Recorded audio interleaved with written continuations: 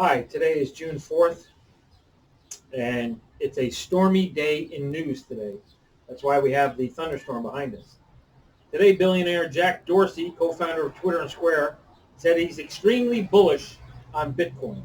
Apparently, he wants to make sure that everyone is using Bitcoin, and Bitcoin becomes the currency of the internet. He wants to help so many people in Africa, and he thinks that Bitcoin can be very substantial in terms of spreading the love so much of Bitcoin. In other news, Elon Musk seems to have broken up with Bitcoin to some degree. But Jack Dorsey, he's going to help the people of Africa. He's a billionaire. Why not? He should. Okay. But there is some question about it because many people, particularly in the government, think that Bitcoin is speculative, volatile, and a risky investment that can be susceptible to fraud, as we've recently seen with some of the ransom paid. Well, Jack Dorsey thinks that he would give more effort into Bitcoin if he had the time away from Twitter and Square. Over there in Africa, Nigeria decided to suspend Twitter's operations. I think Jack Dorsey said he just owns that company and he's trying to help people in Africa. Well, Nigeria suspended it because there was a tweet by Muhammadu Buhari, and it was removed by the social media platform by violating its abusive behavior policy. Apparently, Jack Dorsey wants to help Africa more than the president of Nigeria. In other news, in Brussels, a woman was trampled.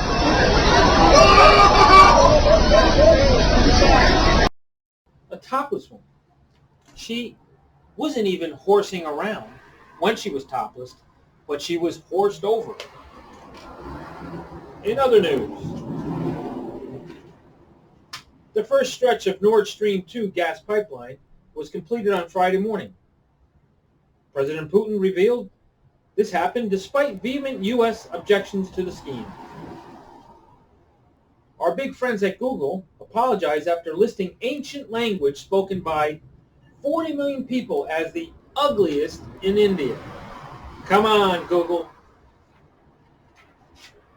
The U.S. ban on investing in Chinese companies has the opposite effect. It strengthens China and diverts money from Wall Street, according to people in Russia. We did report this earlier, and we made a mistake. Actually, I made a mistake. Dan never makes a mistake. Facebook suspends Trump's account for 2 years, not lifetime, following an oversight board. I was nearly fired by my employee for making that mistake. In the European Union, they're looking at importing 70 million Africans by 2035, says German MEP Gunnar Beck, denouncing disastrous new migration pact. The big story of today was the jobs report. Folks, apparently Joe Biden feels he's been doing a great job. Let me read you a few words from Joe. Regarding the jobs report, and it's due in no small part to the bold action we took with the American Rescue Plan, referring to the massive COVID relief bill Democrats passed. This is progress that's pulling our economy out of the worst crisis in 100 years. Non-farm payrolls added 559,000, the Labor Department reported. But the number fell short of the 671,000 the economists surveyed by the Dow Jones had anticipated. COVID cases are down, COVID deaths are down, unemployment filings are down, hunger is down, and vaccinations are up. Jobs are up, wages are up, manufacturing is up, said Biden. Growth is up. People gaining health care coverage is up. Small business confidence is up. America is finally on the move again. That's because we have capitalists in this country, Joe. And now a break from a sponsor we'd like to have. I remember when I was just a little boy. The year was 1901. I was this big. I remember I would live in a 2x4. And I would ride this little snail to work. I would deliver newspapers. And it was an incredible thing. I had a friend. He was an ant. And he told me, he said, Joe, one day you're going to, man, come on, look, folks. Okay.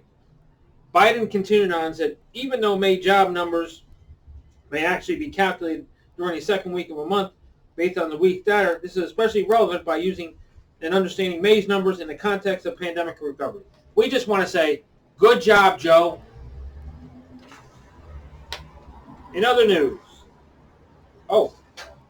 regarding all those vaccines, Israel sees probable link between Pfizer vaccine and rare myocarditis cases. For those of you who don't know about myocarditis, that means heart problems. Israel's health ministry said on June 1st it had found small number of heart inflammation cases observed mainly in young men who received Pfizer's COVID-19 vaccine in Israel. This is why I haven't seen my grandchild, because my daughter won't let me see the baby without a vaccine. But I'm not getting it because I got 10% of my heart and I don't feel like having a vaccine that's going to kill me. More news. In Russia, the team behind Russia's Sputnik vaccine says Big Pharma campaign to discredit COVID-19 jab behind low levels of vaccination in country. A campaign, they claim, from the Western media to undermine Russia's confidence in Russia's Sputnik V coronavirus vaccine is harming the formula's reputation at home and abroad. Perhaps those Russians are like me. We don't trust the government. Not the Russian government, not the American government, not any vaccine that was used politically to pretty much close down the world. Yes. That's the news for today. I want to thank Dan, Jocelyn, Gary, Jeremy, and now our new reporter, Diana, for all the help they give us here at Newsweed. We'll get better and better as soon as I don't have to do this. Thank you so much.